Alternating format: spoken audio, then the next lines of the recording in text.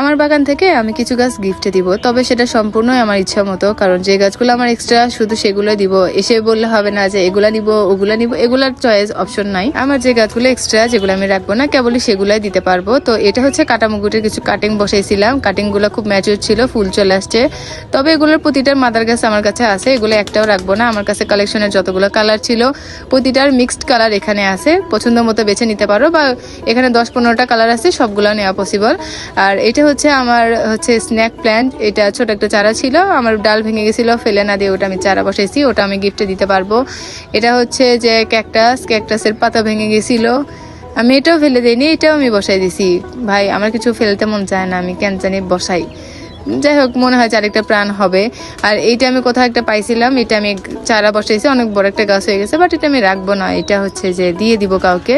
আর এখানেও কিছু ক্যাকটাসের গাছ আছে, এগুলাও আমি দিয়ে দিব, 1-2টা যার যেটা পছন্দ নিয়ে নিতে পারে ভাই, আমার সমস্যা নাই। তারপর এখানে আসি, এটা হচ্ছে দোলন চাপার গাছ। দোলন চাপা এখন তো বর্ষার সিজন, দোলন চাপার ফুল চলে আসবে। এই যে আমি গাছ রিপোর্ট করার সময় এখান থেকে কিছু পরিমাণ আদা, মানে ওদের বাল্ব ভেঙে গেছিল, এটা বসাই দিয়েছিলাম, আলাদা করে গাছ হয়েছে। আর এই দুইটা হচ্ছে যে পাতাবাহার, তো আমি বড়টা দিব, ছোটটা রাখবো।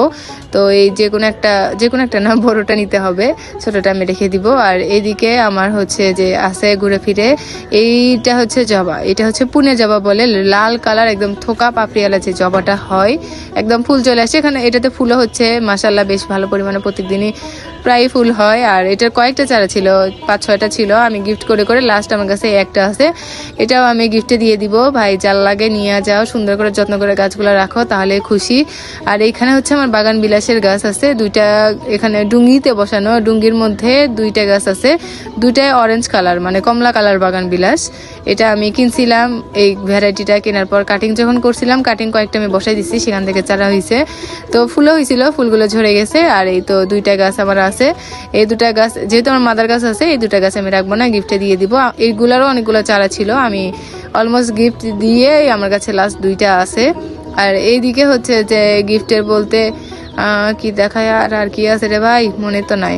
ও হ্যাঁ, এখানে আছে আমার একটা হচ্ছে অ্যালোভেরা গাছ, এটা আলাদা করে বসানো আছে।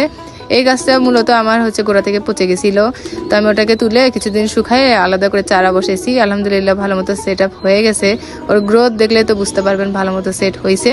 তো এটা হচ্ছে যে আমার অ্যালোভেরা গাছ, এটাও দিয়ে দিব, যেহেতু আমার অ্যালোভেরার বড় গাছ আমার কাছে আছে।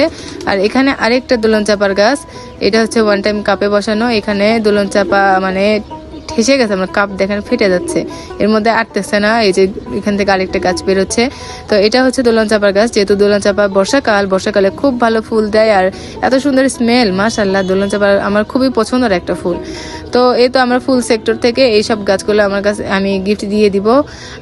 এখানে টুকটাক আমার হচ্ছে যে মানে রিপিট গাছ আমার হয়ে যায়, সেগুলো আমি রাখবো না। আর কেউ চাইলে, এটা হচ্ছে হাজারি বেলির গোড়া দিয়ে ছোট ছোট অনেক গাছ বের হয়েছে, কেউ যদি ইন্টারেস্টেড হয়, এই যে হাজারি বেলির ফুল চলে আসছে, এটা মাশাআল্লাহ। তো কেউ যদি ইন্টারেস্টেড হয়, তাহলে আমি গোড়া থেকে হাজারি বেলির 2-1টা চারা তুলে দিতে পারবো। এখানে পুদিনা গাছ আছে, পুদিনা পাতা, কার যদি মনে হয় রোজার মধ্যে শরবত খাবে, পুদিনা পাতা, তুলসী পাতা, এগুলো নিয়ে যেতে পারে। এগুলো আমার কাছে অহরহ আছে, কেউ কার যদি মন চায় যে আমি ওটা নিতে পারে। এখানে কিছু আছে নয়নতারা, এগুলো দেশে